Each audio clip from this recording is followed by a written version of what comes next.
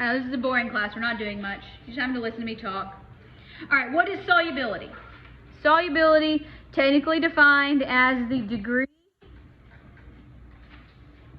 to which a solute can dissolve in a solvent.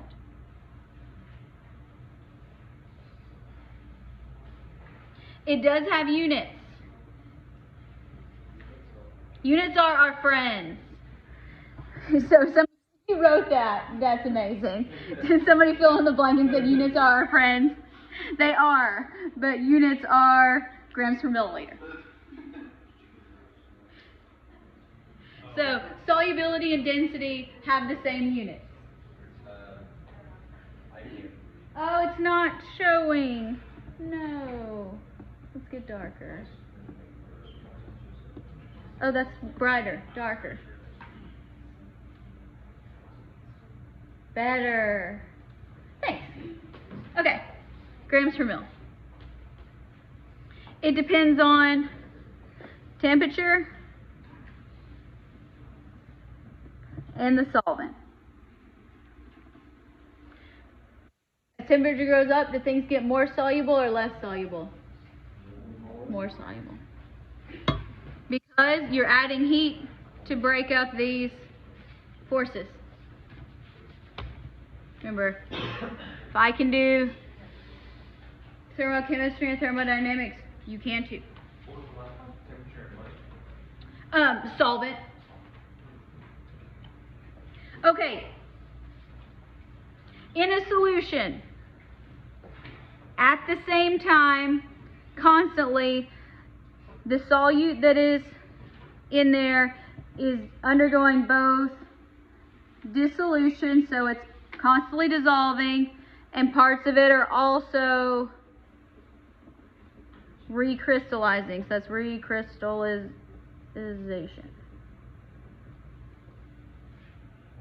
So the solute is constantly, particles are constantly going in and out of solution.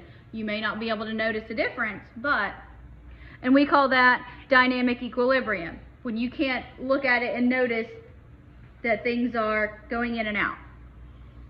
So when the rates are equal, it's still happening, but you can't see it. So you don't really care.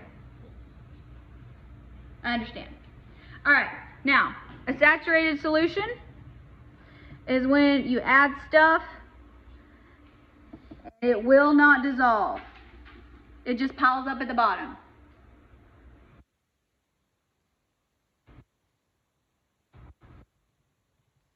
Versus an unsaturated solution, you put more in, and it will dissolve. Somebody's going to say, well, how do you know how much? Without doing math, you don't. You just keep adding until it stops. Okay, effective temperature. Solubility of solids in water increases with increasing temperature. Because when you increase the temperature, you are increasing the kinetic energy. They're going to move faster so they can overcome the intermolecular forces.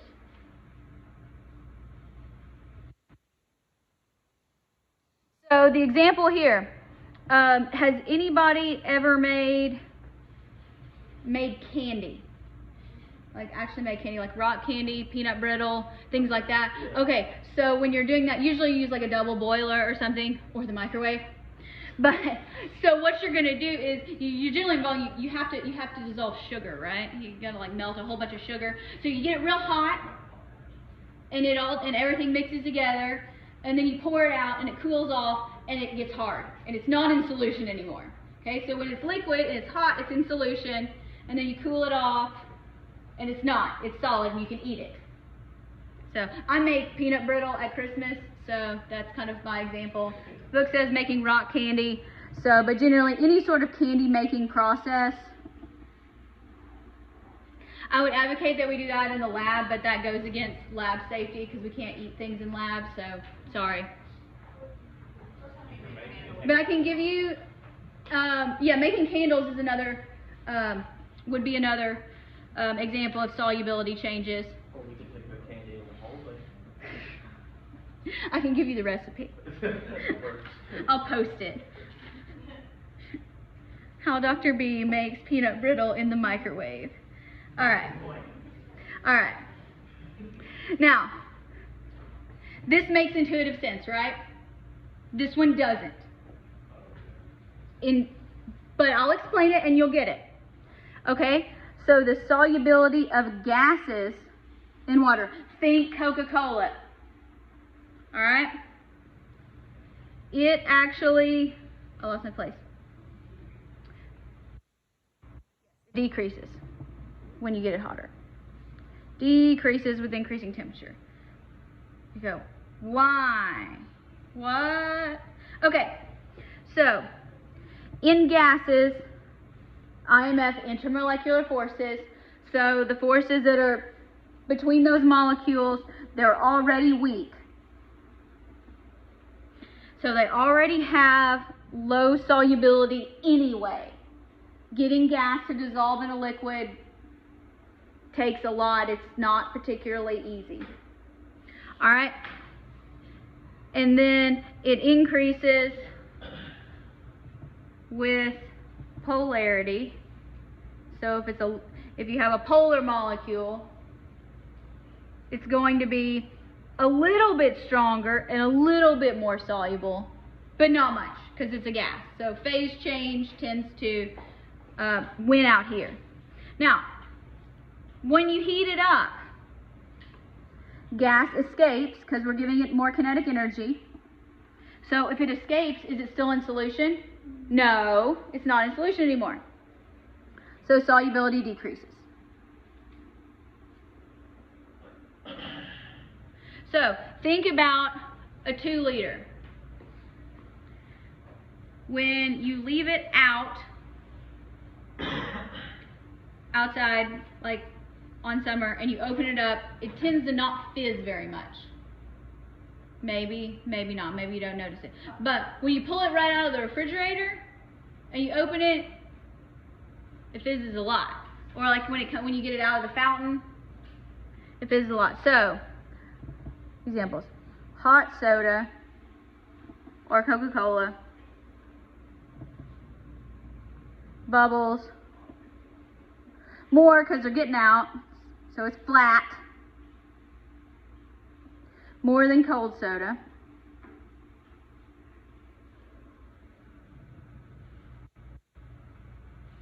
And then the book gave another example. I don't fish, so it didn't really relate to me, but maybe it will relate to you. So fish, if you go fishing apparently, they don't bite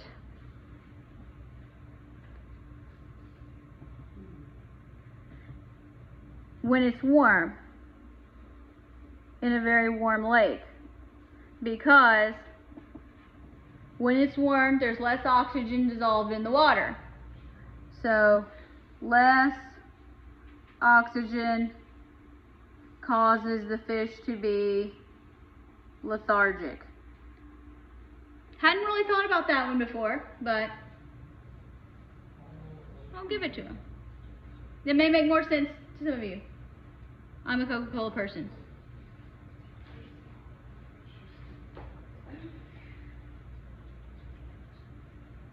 Now let's talk about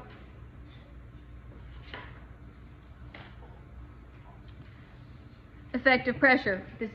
We're only going to talk about it in the context of a gas. So, solubility of gas in a liquid. If you put more pressure on the gas, is it going to be more or less soluble? What do you think? More. It's more. Okay? Solubility of a gas increases with increasing pressure. Think about it. Is there more gas contained in the unopened can of Coke than there is when you open it? Yeah, because when you open it and you release the pressure, the bubbles start to come up, gas starts to escape. So that's what we're going to say. So sealed, we'll say soda versus an open container. So when you open it, you get the big. You can hear the pressure release.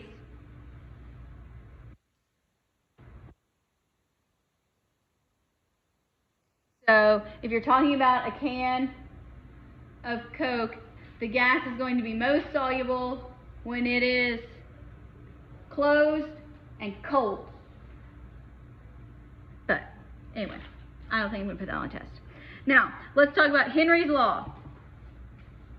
Henry's Law, S stands for solubility. Equals K sub H times P gas. What in the world? Let's define these variables. S gas, that's the solubility of the gas. And when we're talking about gases, that's going to be given in molarity.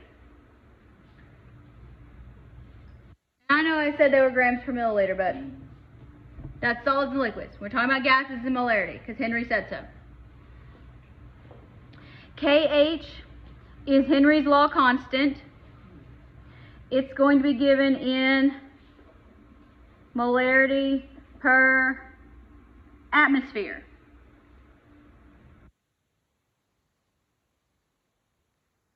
Gas, that represents the partial pressure of the gas, and that's going to be in atmospheres.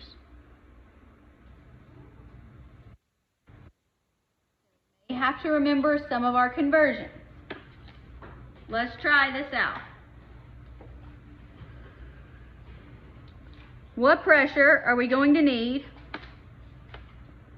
to keep carbon dioxide in a bottle of club soda at this solubility, this temperature, with this constant? All right, well, plug in what we know with the equation. Solubility of CO2 equals K sub H times partial pressure CO2. What is this problem asking us to find? The pressure. All right.